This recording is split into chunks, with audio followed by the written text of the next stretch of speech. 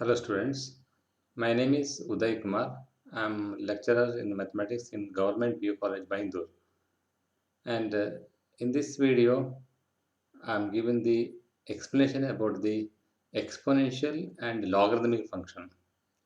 Students, you already studied some other functions like algebraic function, trigonometric functions, constant function, modulus function, greatest integer function, etc. But you have not come across these two functions, that is exponential function and logarithmic function. These functions are very important not only for mathematics but also for physics and chemistry. Now I will start with the introduction of this concept by the indices. You know that 3 into 3 into 3 into 3, that's equal to 3 to the power 4, and which is equal to 81. This result you know. Now, you understood what is the meaning of 3 to the power x, where x is any natural number. 3 power 1, 3 power 8, 3 power 100, and all these things are defined, and you understood what is the meaning of 3 to the power x, where x is any natural number.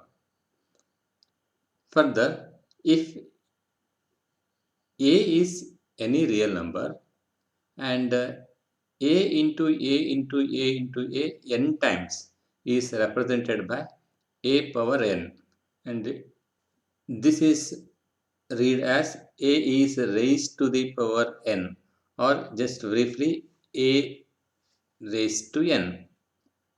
And if a is raised to the power n is equal to some b, suppose a raised to n is equal to some b, then we can say that nth root of b is a. That is the meaning of nth root of a real number. You know that what is 2 to the power 3? 2 to the power 3 is equal to 8. Therefore, cube root of 8 is equal to 2, and this is the meaning of nth root of a real number. And this is the example. You can understand what is the meaning of nth root of a number. Suppose if you want to find cube root of minus 125, you can write the value of cube root of minus 125, and which is equal to minus 5.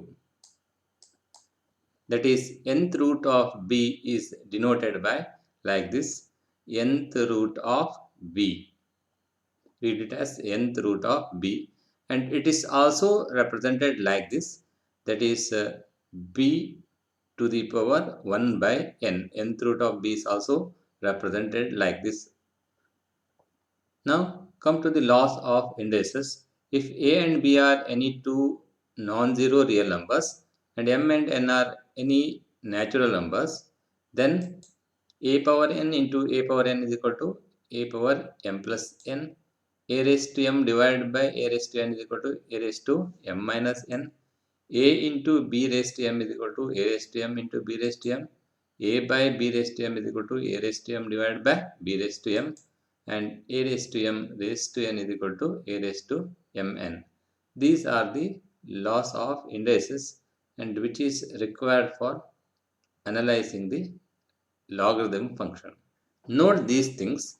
What is a raised to 0? A raised to 0 is equal to 1, and 1 by a raised to m is equal to a raised to minus m, and nth root of a raised to m is denoted by a raised to m by n. Now a power m by n is defined for all m and n are integers and n not equal to 0. That is, for every rational number a power x is defined. You just see here, just take 2 to the power 3 by 2. And what is 2 to the power 3 by 2? 2 to the power 3 by 2 means, according to definition, you can see here, that is equal to square root of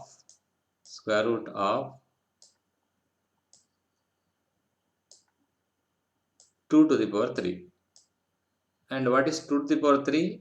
8. That is square root of 8. Thus, a power m by n is defined when m by n is a rational number. That is, if a is any positive real number other than 1, a power x is defined for all x belongs to q.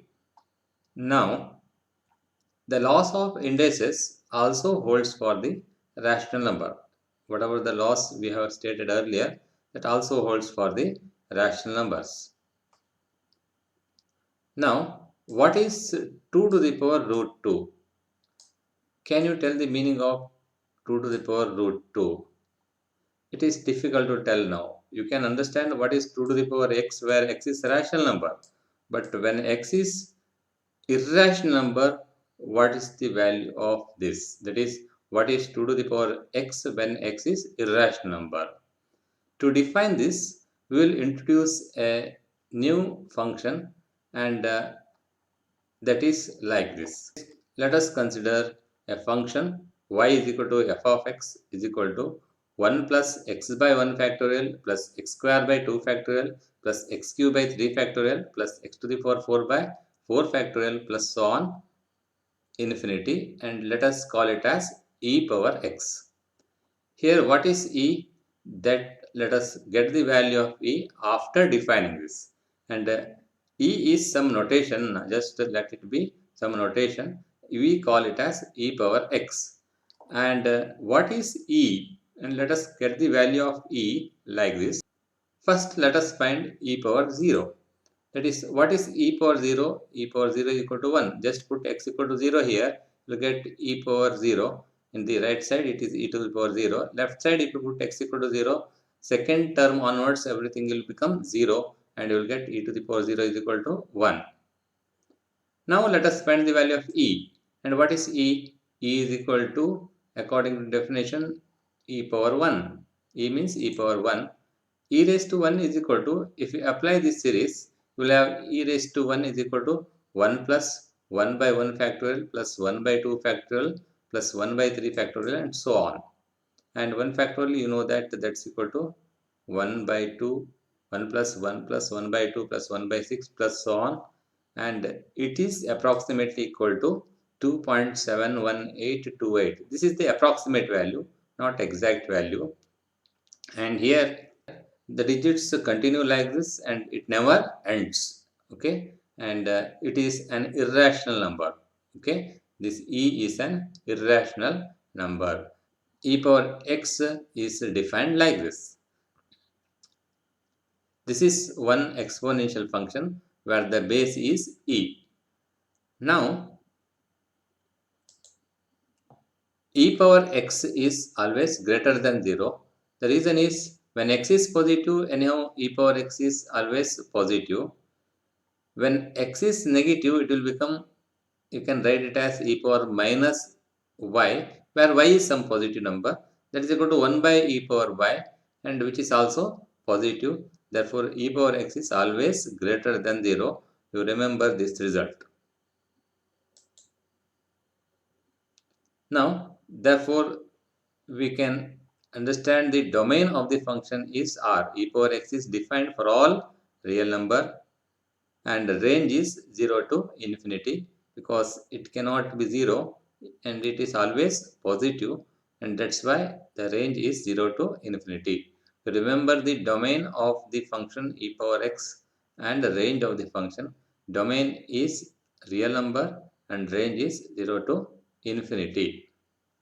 Thus, for all y in 0 to infinity, there is a real number x such that y is equal to e power x. Because now let us take a real number which is in this interval 0 to infinity. That is, let a be the elements in this interval. That is, it is a positive real number and a is not equal to 1. Here, I will take a not equal to 1 because to make the function 1, 1.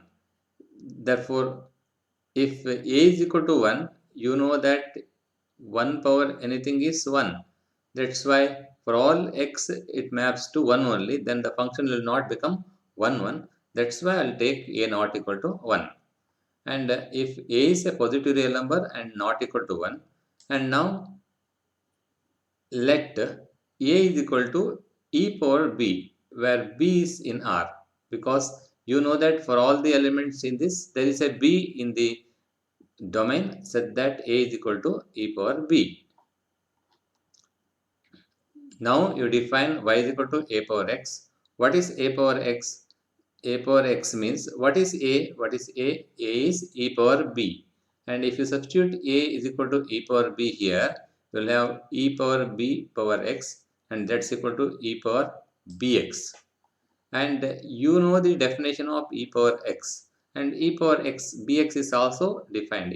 E power bx is equal to 1 plus bx by 1 factorial plus bx whole square by 2 factorial and so on, which is defined, and it is a function from R to R.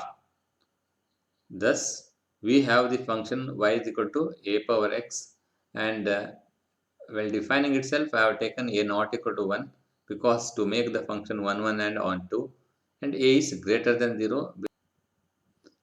And the graph of the function, I have taken the graph of the function f of x equal to 2 to the power x. And what is 2 to the power 0? 2 to the power 0 is 1. And it passes through the point 0, comma 1. What is 2 to the power 1? 2 to the power 1 is equal to 2. This is the 1 point. What is 2 to the power 2? 4.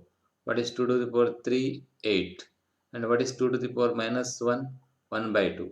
What is 2 to the power minus 2? 1 by 4. What is 2 to the power minus 3?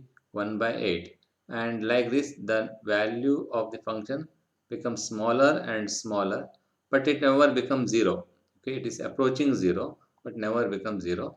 And in the right side of y-axis, it goes on increasing, and this is the graph of the function y is equal to 2 to the power x.